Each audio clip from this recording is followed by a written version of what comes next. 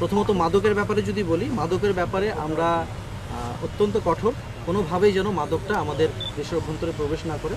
আমরা গত এই বছরের হিসাব যদি বলি, আমরা বিপুল পরিমাণে মাদকদ্রব্য, যেমন আমরা মদ প্রায় 14,354 বোতল মদ, এছাড়াও বিয়ার, ফেন্সিডিল, গাঁজা, ইয়াবা, এগুলো আমরা আটক করতে সক্ষম হই এবং সেই সাথে 11 জনকে অবৈধ মাদক পরিবহনের দায়ে আমরা আটক করি এবং থানায় সোপর্দ করি। তো মাদকের ব্যাপারেও আমরা অত্যন্ত কঠোর এবং আমাদের গোয়েন্দা নজরদারি রয়েছে।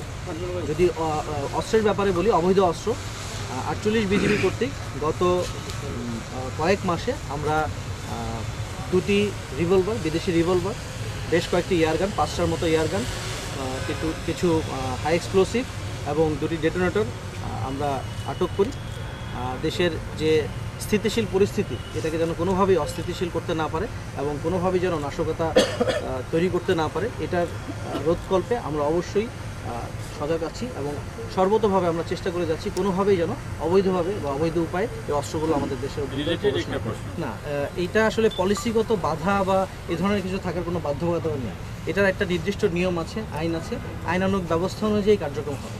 এখানে বেশ কিছু সময় যেটা দেখা গিয়েছে, ম্যাক্সিমাম সময়ে বিজিবির উপর কিন্তু এই চোরা কারবারিরা অ্যাটাক করে এবং আমাদের কাছে স্ট্যাটিস্টিক আছে যে এখানে আমাদের এই সিলেট অঞ্চলেই, বিশেষ করে সিলেট, সুনামগঞ্জ এই অঞ্চলগুলোতেই, আমাদের সিলেট সেক্টরেই অনেকগুলো এই 3টা ব্যাটালিয়নের মধ্যেই চোরা কারবারিরা বিভিন্ন সময়ে এই যখন চোরাচালানি পণ্যগুলো আমরা আটক করি তখন তা সংঘবদ্ধ হামলার সম্মুখীন হতে হয়। আমাদের সিরিয়াস ইনজুরি হয়েছে আমাদের সৈনিকের এবং অনেক সময় মাথা ফেটে গিয়েছে এবং আরও অন্যান্য তারা বিভিন্ন বাধার সম্মুখীন হয়। তো এইগুলোকে নিয়েই আমরা আমাদের প্রচেষ্টা অব্যাহত রয়েছি।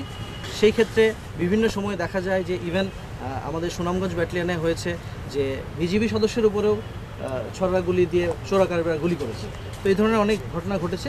আমরা দমে নেই, তারাও যেরকম তৎপর আছে, আমরাও আমাদের আইনানুগ যে প্রক্রিয়া, তথ্যের ব্যাপারে যদি আমরা বলি, আমরা সবসময় ট্রান্সপারেন্ট থাকার চেষ্টা করি। আমরা সঠিক তথ্য আমরা দিতে চাই এবং আমরা চাই যে আমাদের এই বিষয়গুলো যেন আপনারা ক্লিয়ার হন।